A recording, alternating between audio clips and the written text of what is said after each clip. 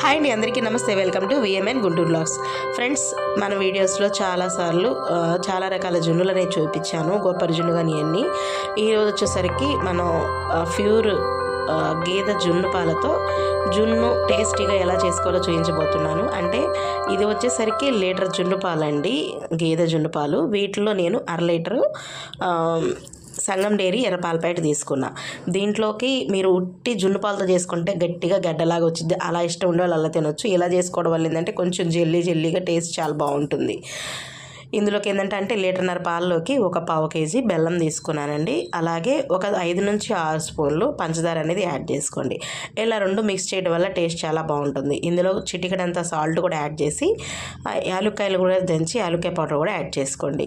ఇందులో మిరియాల పొడి మీరు యాడ్ చేసుకోవచ్చు, కానీ మా ఇంట్లో మిరియాల పొడి తినరండి, అందుకని నేను స్కిప్ చేశాను.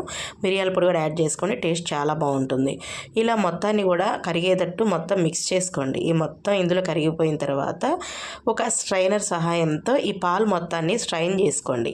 ఇలా స్ట్రైన్ చేసుకోవడం వల్ల బెల్లంలో ఉన్న వేస్ట్ కానీ ఇలాచి యొక్క పైన తొక్కు కానీ మొత్తం సపరేట్ అవుతాయి. ఆ ఫ్లేవర్స్ అన్నీ ఆల్రెడీ అన్ని పాలలో ఫ్లేవర్స్ అన్నీ దిగి ఉంటాయి కాబట్టి ఏం పర్లేదు. ఇట్లా చక్కగా స్ట్రైన్ చేసుకొని దీన్ని మనం ఆవిరి మీద ఉడికించుకోవాలండి. ఆవిరికి ఫస్టే మీరు ఒక గిన్నె పెట్టేసి అందులో కాస్త వాటర్ పోసి, మీకు తెలుసు కదా ఇడ్లీకి వాటికి మనం ఆవిరికి ఎట్లా పెట్టుకుంటాం అట్లాగే ఆవిరికి కాస్త నీళ్ళు పెట్టేసి మూత పెట్టి నేను ఆల్రెడీ మరిగించుకున్నాను. ఇప్పుడు మనం ఈ తయారు చేసుకునే మిశ్రమాన్ని ఉంది కదా, అది మొత్తాన్ని ఒక గిన్నెలో తీసుకుని ఆ గిన్నెని ఈ వాటర్లో పెట్టేసి మూత పెట్టేసుకుని చక్కగా మనం ఇది కనీసం 40 నిమిషాలు పట్టిద్దండి.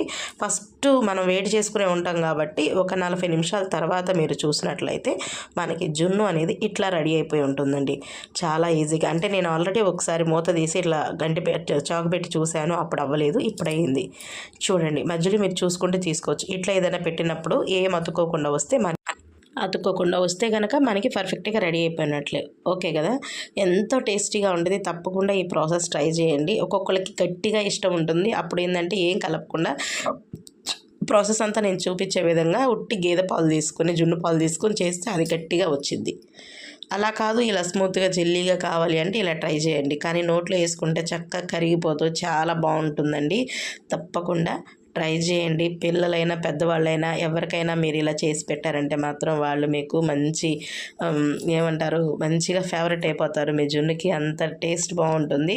తప్పకుండా ఈ విధంగా ఒకసారి ట్రై చేసి చూడండి. ఎలా వచ్చిందో కూడా కామెంట్ చేయండి. మరొక మంచి వీడియోతో మీ ముందుకు రావడానికి ట్రై చేస్తాను. అప్పటిదాకా నా వీడియోస్ ఇలాగే చూస్తూ ఆదరిస్తారని కోరుకుంటున్నాను. ధన్యవాదాలు.